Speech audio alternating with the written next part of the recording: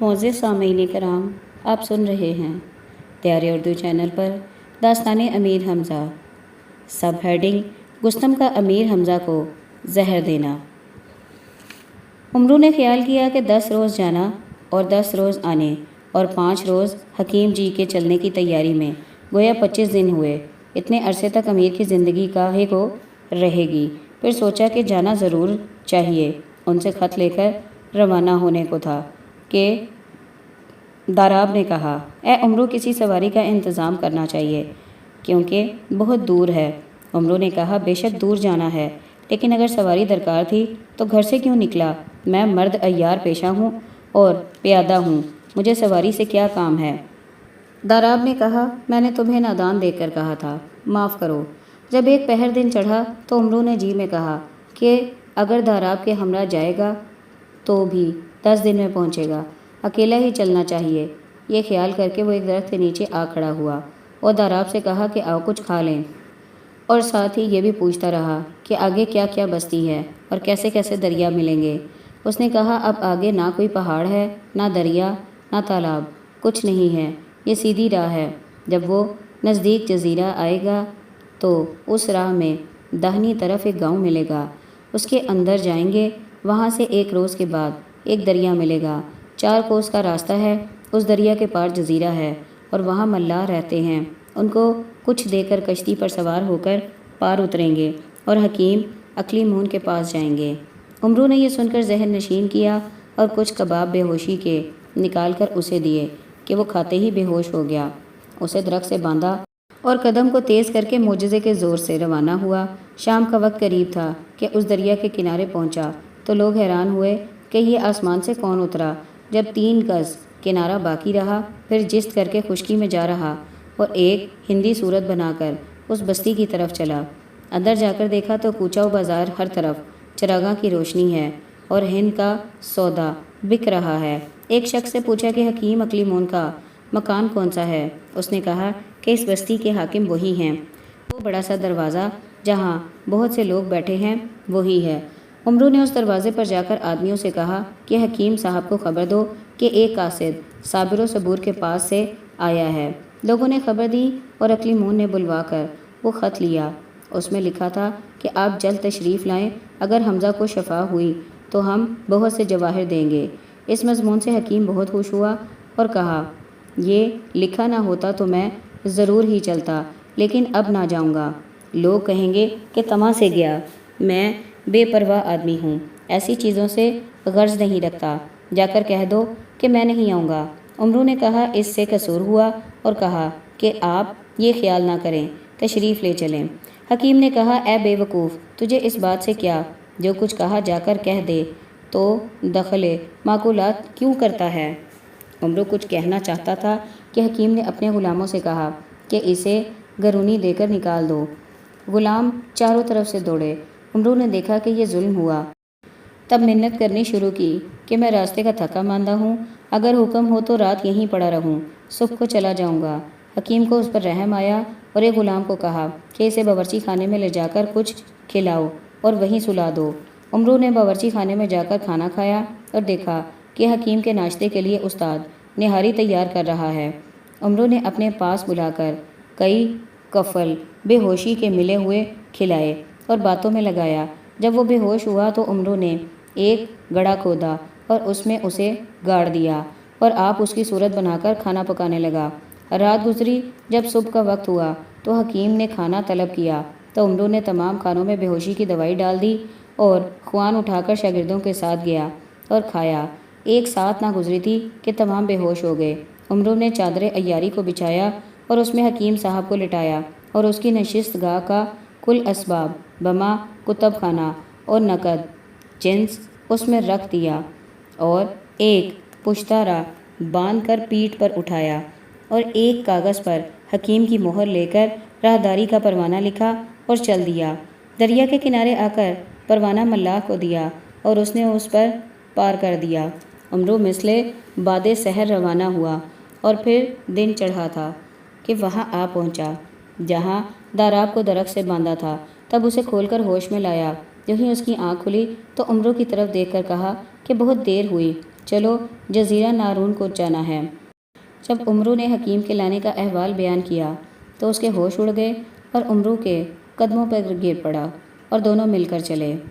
Sub heading: امیر کے انتقال کی جھوٹی خبر۔ روایت اس طرح تھی کہ داراب کو عمرو ہمراہ لے کر امیر کی طرف چلا اور قلعہ میں جا کر دیکھا تو ایک عجیب طرح کا ہجوم ہے کہ قلعہ کے ایک طرف سرداران لندور فوج لیے ہوئے کھڑے ہیں اور دوسری طرف شہپال ہند ایک گستم کو لے کر قلعہ کے باہر لڑ رہا ہے۔ عمرو نے اندر کی راہ کس طرح نہ پائی، تب داراب کو وہیں ٹھہرا کر اور لوگوں کی آنکھ بچا کر قلعہ کے پاس پہنچا اور کمند کو ایک برج سے مستحکم کر کے اوپر چڑھا۔ قلعہ داران نے آ کر آواز دی کہ کون ہے؟ عمرو نے اپنا نام بتایا۔ وہ چپ ہو گئے، لیکن ایک شخص نے تیر مارا۔ عمرو کے پستازہ میں ایک طلائی دستہ تھا، تیر اس پر لگا۔ عمرو قلعہ میں پہنچ گیا اور حکیم صاحب کے لانے کا احوال صابر و صبور سے کہا۔ وہ دونوں خوش ہوئے۔ رات گزری، صبح کو جو سامان حکیم صاحب کا لایا تھا اس کو دیکھا اور اسے ہوش میں لایا، اور آپ اسی طرح پیادہ کی صورت بن کر کھڑا ہو کر رہا۔ حکیم صاحب صابر و صبور آپ کی راہ دیکھتے ہوں گے، تشریف لے چلیے۔ وہ نہایت برہم ہوا اور پکارا، ابے کوئی ہے، اس بے ادب کو مار نکال دے۔ ہر چند پکارا، کسی نے جواب نہ دیا۔ غور سے دیکھا تو یہ مکان نہیں ہے۔ عمرو کے احوال سے واقف ہوا تو سمجھ لیا کہ عمرو مجھے لایا ہے اور کہا، اے خواجہ، اگر اپنے احوال کو مجھ پر وہیں ظاہر کرتا تو میں آنے سے انکار نہ کرتا۔ عمرو نے کہا، اب بھی آپ کا مشکور ہوں، حمزہ کا علاج کیجیے۔ حکیم صاحب نے امیر کو دیکھا اور بے اختیار نعرہ مار کر رونے لگا اور کہا، حمزہ کا علاج یہاں نہیں ہے، نوشیروان کے ہاں اس کی میراث میں ہی پشتوں سے چلا آتا ہے، اسے سیاہ مہرہ کہتے ہیں، اور اگر وہ آئے تو حمزہ شفا یاب ہو۔ عمرو روتا ہوا باہر نکلا اور مدائن کا ارادہ کر کے قلعہ کے باہر آیا۔ وہاں مقبل تھا۔ اس نے عمرو سے کہا، اے خواجہ کہو کہ حکیم نے کیا کہا۔ اے مقبل، کیا بتاؤں کہ ایسی محنت سے جا کر حکیم کو لایا، اور اب وہ کہتا ہے کہ اگر مدائن سے سیاہ مہرہ آئے تو امیر کا زہر اترے۔ مقبل سن کر چپ ہو رہا۔ جب عمرو آگے بڑھا تو مقبل نے کہا، اے خواجہ اگر مدائن میں جائے تو شہر کے دروازے کے پاس ایک بڑھیا رہتی ہے، اسے میری طرف سے سلام کہنا۔ عمرو یہ سن کر بہت غصہ آیا، مقبل کے برابر آیا اور ایک لکڑی ایسی ماری کہ مقبل کا سر پھٹ گیا۔ مقبل نے جب مار کھائی تو کہا، خواجہ ناراض کیوں ہوتے ہو، سیاہ مہرہ یہی ہے۔ عمرو نے کہا، اے غلام، تیری اجل آئی ہے کہ مجھے جانے سے روکتا ہے؟ مقبل نے کہا، حمزہ کے سر کی قسم کہتا ہوں کہ بزرگ جمر نے میرے روبرو امیر کے پہلو میں رکھا تھا۔ عمرو اپنی اس حرکت سے شرمندہ ہوا اور مقبل کو چھاتی سے لگا کر حکیم کے پاس آیا۔ حکیم نے کہا، اے عمرو ابھی یہی ہے، شاہ مہر کب لائے گا؟ جواب دیا کہ میں لایا ہوں۔ اس نے کہا، معجزہ یافتہ ہفتے پیغمبر ہو، تم سے دور نہیں ہے، لے آئے ہو گے کہاں ہو؟ کہاں ہے؟ کہا امیر کے پہلو میں۔ اس نے نگاہ کی تو واقعی امیر کا تمام جسم سیاہ ہو رہا، جہاں سیاہ مہرہ ہے وہاں کا رنگ اصلی ہے۔ یہ دیکھ کر حکیم نہایت خوش ہوا اور طلائی استرے سے چیر کر اسے نکالا اور کہا، شاہ مہرہ یہی ہے، اسی کے سبب سے امیر کی زندگی ہوئی، ورنہ 4 دن میں تو وہ کام تمام ہو جاتا تھا۔ اب دودھ منگواؤ، غرض کئی ناؤ دودھ سے بھر کر رکھیں۔ اور اس سیاہ مہرہ میں ایک سوراخ تھا تو حکیم نے اس میں ریشمی ڈور ڈال کر امیر کے حلق میں اتارا اور 1 ساعت کے بعد نکال کر دودھ میں ڈالا تو وہ فالودہ کی مثال بن کر جم گیا۔ غرض اسی طرح 5ویں بار کا دودھ جم گیا اور 6ٹی ناؤ میں کم اثر ہوا تو حکیم خوش ہوا اور ایک کتے کو دودھ پلایا تو وہ پیتے ہی مر گیا۔ پھر مہرے کو امیر کے حلق میں ڈال کر دودھ میں ڈالتے اور کتوں کو پلاتے رہے، کتے مرتے جاتے تھے۔ جب کتوں کا مرنا موقوف ہوا تو وہ 3 مرتبہ مہرہ دودھ میں ڈالا اور بدلا گیا تو امیر کو چھینک آئی اور آنکھیں کھول کر کہا، الحمدللہ۔ تمام حاضرین مجلس کو عجیب طرح کی خوشی ہوئی تو حکیم نے امیر کو کتان کی چادریں اڑھائیں کہ پسینہ بہہ نکلے اور گائے کے دودھ میں مصری اور گلاب ڈال کر شربت بنا کر امیر کو پلایا، اور حکیم نے سب کو منع کیا کہ امیر کے سامنے کوئی شخص زہر کا نام نہ لے۔ دوسرے روز امیر نے کھانا طلب کیا، امیر کو شوربہ کھلایا اور وہ تکیے سے لگ کر بیٹھے۔ اور عمرو کو فرمایا کہ خسرو کہاں ہے اور یہ کون ہے اور میں بیمار کی صورت میں کیوں؟ عرض کیا کہ سب حاضر ہیں اور یہ حکیم ہیں، راہ کی تکان سے آپ کی طبیعت کچھ علیل ہو گئی تھی، ان کے علاج سے آپ کو صحت ہوئی، فرمایا جاؤ ہمارے سرداروں کو لے آؤ۔ عمرو بلا لایا اور سب نے مجرا کیا اور دعا دی اور اپنی قدر و منزلت کے موافق ہر ایک نے امیر پر سے زر و مال نثار کیا، اور پہلوان عادی کے منہ سے بے اختیار یہ نکلا کہ ان بدذاتوں نے میرے آقا کو زہر دیا، لیکن خدا نے فضل کیا۔ امیر زہر کا نام سنتے ہی کانپ گئے اور پسینہ چل نکلا، تو عمرو نے عادی سے کہا اے کمبخت، اس وقت زہر کا نام کیوں لیا؟ تو حکیم نے کہا اسے کچھ نہ کہو، اس بات سے امیر کو پسینہ آ گیا ہے۔ اور وہ اٹھ بیٹھے اور عمرو سے کہا خسرو ہندوستان کو بلاؤ کہ اس کے دیکھنے کو دل کرتا ہے۔ عمرو نے جا کر لندور کو ہوش کی دوا دی، دے کر قید سے چھڑایا اور کہا امیر نے بلایا ہے۔ لندور نے کہا کہ وہ نشیرواں کے پاس سے آیا تھا، وہ ہے یا گیا؟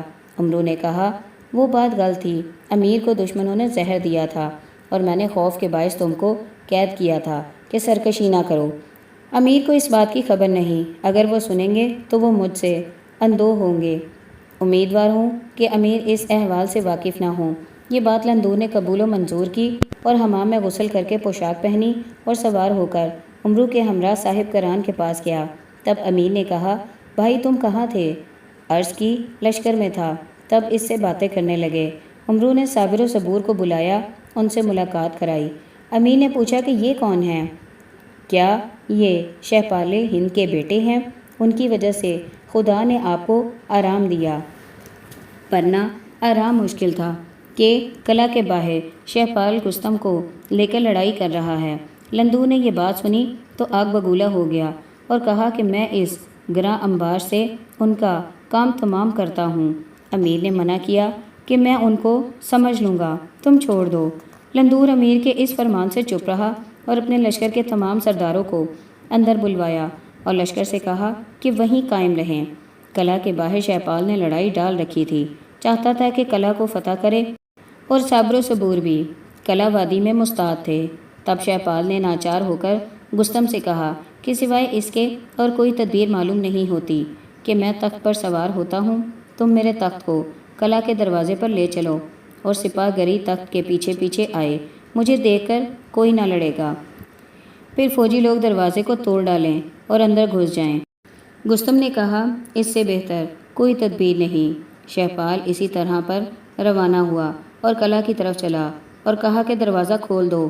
صابر و صبور میں جو بڑا بھائی تھا اس نے پکار کر اس خیال کو جی سے ہٹا دو قلعہ ہاتھ نہ آئے گا، البتہ اگر امیر کی اطاعت قبول کرو تو ہاتھ آئے گا۔ وہ یہ بات سن کر بے اختیار کہا مار کر ہنسا اور نزدیک گیا۔ صابر نے اس وقت ایک تیر اس کے سینے میں ایسا مارا کہ پار ہو گیا اور مر کر تخت کے نیچے گرا، اور لوگ اس کی لاش کو اٹھا کر لے گئے۔ رستم نے یہ حال دیکھا تو اپنی فوج کو لے کر قلعہ توڑنے کو چلا۔ عمرو نے یہ دیکھ کر امیر کو خبر دی کہ صابر نے اس طرح اپنے باپ کو مارا، اب رستم چاہتا ہے کہ اس حصار کو توڑے۔ فرمایا تم دروازے پر جا کر میری طرف سے کہو کہ میں شاہ ہفتے کشور کی طرف سے تیری رعایت کرتا ہوں اور تو اپنی بدذاتی نہیں چھوڑتا، جان کو سلامت لے کر چلا جا، نہیں تو سزا پائے گا۔ عمرو نے جا کر اس سے ایسا ہی کہا۔ وہ ہنسا اور کہا اور ساربان زادے، تو مجھ سے عیاری کرتا ہے؟ حمزہ کو مرتے ہوئے مدت ہوئی، اب وہ کہاں ہے؟ عمرو نے کہا اور او قبا زادے، اپنی زبان کی آگ سنبھال، تو اس پر تصدیق ہو کر مرے گا اور وہ سلامت رہیں۔ اور کوئی دن سے مدائن چلے گئے، اس لیے اس نے کہا اگر سچ ہے تو میرے اور امیر کے درمیان ایک راز مخفی ہے اور مجھے اس کی خبر بھی نہیں، اور امیر سے جا کر کہا کہ وہ ایسا کہتا ہے۔ فرمایا جس روز بہرام گرد خان چین کو نوشیروان کو یہاں لایا تھا، میں بھی اس کے استقبال کے لیے گیا تھا، اور بختک کے کہنے سے اس نے مجھ سے زور آزمائی کی تھی۔ بادہ بغل گیری کے وقت میں نے بھی زور کیا تھا کہ اس کے 3 گوز متواتر صادر ہوئے، اور اس وقت اس نے مجھ سے کہا کہ تم مردان عالم سے ہو، میرا یہ راز کسی سے ظاہر نہ کرتا، آپ کے درمیان یہ نشان رہے، وہ راز یہی ہے۔ عمرو سن کر ہنسا اور پھر دروازے پر گیا اور اس سے کہا کہ امیر کہتے ہیں کہ اگلی دفعہ تو نے مات کھائی۔ یہ سنتے ہی وہ سمجھا کہ امیر زندہ ہے، ٹھہر نہ سکا اور بھاگ کر بندر سندھ کی طرف روانہ ہوا، اور وہاں جا کر اس قبا زادے نے عجیب طرح کا فساد برپا کیا کہ آدمی کے 2 سر منگا کر ان کے چمڑے اتار لیے اور ان چمڑوں میں گھاس بھر کر تیار رلیے، اور ایک عرضی شاہ ہفتے کشور نوشیروان کو اس مضمون کی لکھی کہ حمزہ لندور کے ساتھ لڑنے کو آیا تھا، اس نے حمزہ کو برسر میدان مار کر اس کا سر کاٹ کر قلعہ کے دروازے پر لٹکوایا۔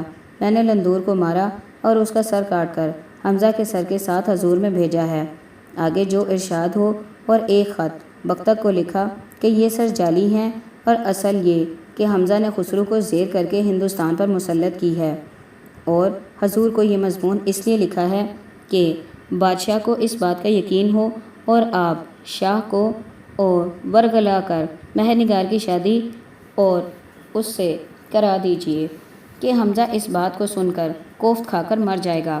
یہ دونوں خط سر بہ مہر سرداروں کو ایک سردار کے ہاتھ بادشاہ کے پاس بھیجے۔ جب یہ عریضے اور سر نوشیروان کے حضور میں پہنچے اور بادشاہ نے مضمون سنا تو ان سروں کو دیکھ کر آنکھوں میں آنسو بھر لایا، اور بزرگ جمر کو طلب کر کے کہا کہ یہ کیا امیر پر واردات گزری ہے، افسوس ایسا بہادر مارا جائے۔